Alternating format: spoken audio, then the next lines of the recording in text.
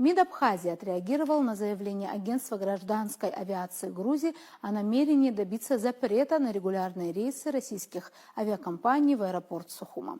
В заявлении, опубликованном на официальном сайте внешнеполитического ведомства, говорится: на фоне недавних заявлений грузинских политиков о готовности к конструктивному диалогу с Республикой Абхазия и Южной Осетией, в том числе заявление председателя правящей партии «Грузинская мечта» Бидзина Иванишвили, который заявил, что Грузия должна будет извиниться перед осетинской стороной за 2008 год и покарать бывшую правящую партию, Республика Абхазия ожидала начала прагматичного взаимодействия, основанного на признании реалий, сложившихся в Закавказье. Однако вместо прагматичного подхода, направленного на урегулирование взаимоотношений, грузинские власти продолжают делать шаблонные, политически ангажированные и оторванные от реальности заявления, которые уже набили оскомину и лишь создают дополнительную напряженность. Очередные выпады грузинского руководства являются попыткой препятствовать процессам, которые имеют необратимый характер, отмечается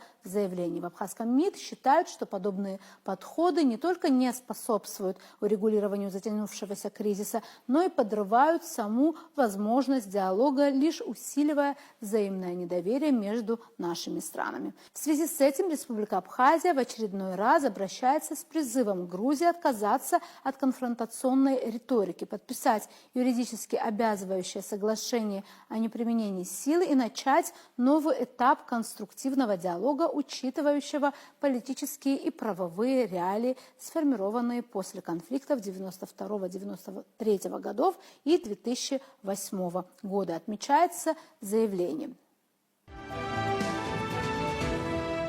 К другим новостям, как известно, в прошлом сезоне Абхазия вошла в топ-5 самых популярных туристических направлений для россиян, согласно данным Ассоциации туроператоров России. Опираясь на данные погранслужбы и Минтуризма Абхазии, Ассоциация туроператоров России сообщает, что республику в 2024 году посетили 1,5 миллиона человек, на 7% больше, чем годом ранее. Первые места в списке заняли такие гиганты, как Турция, Объединенные Арабские Эмираты и Китай. Но, формируя рейтинг, эксперты учитывали и транзит. В структуре выездного турпотока в 25 самых популярных стран на Абхазию приходится 8,6% поездок. Первое место с большим отрывом заняла Турция с 40%.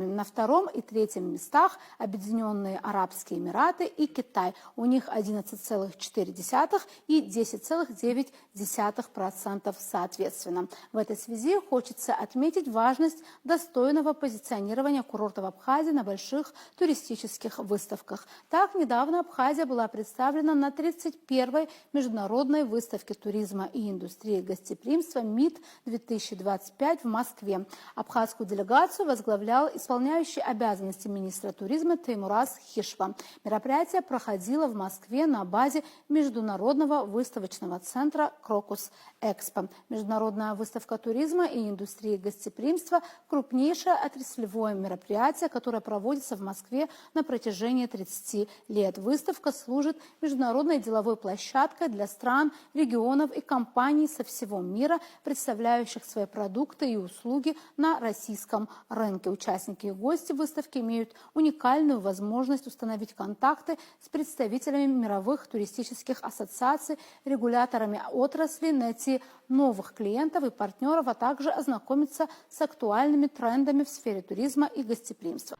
Продолжаем передачу. В Москве откликнулись на одобренный во втором и окончательном чтении парламентом Армении закон о начале процесса присоединения Республики Армения к Европейскому Союзу. За проголосовали 64 депутата, в то время как 7 выступили против. Оппозиционная фракция Аястан бойкотировала голосование.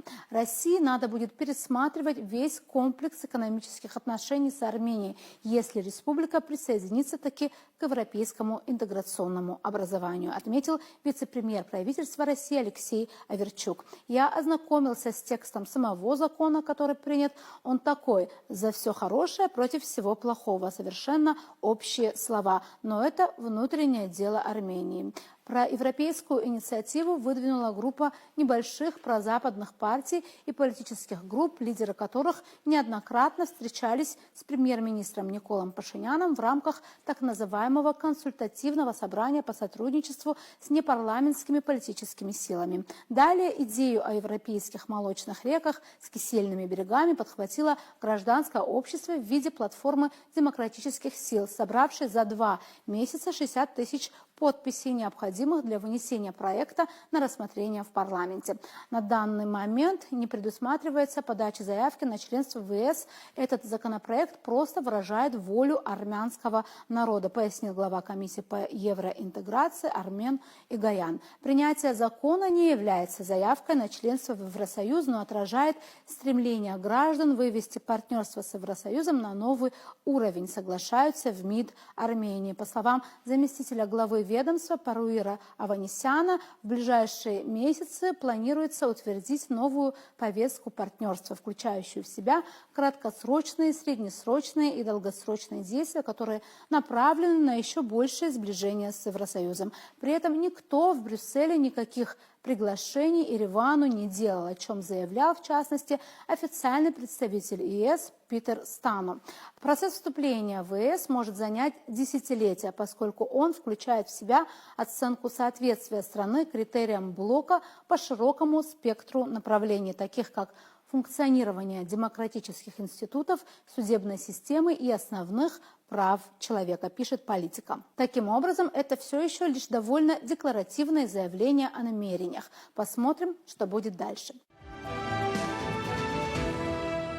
На сегодня на этом все. Будем продолжать следить за самыми важными событиями вокруг Абхазии. До новых встреч в эфире.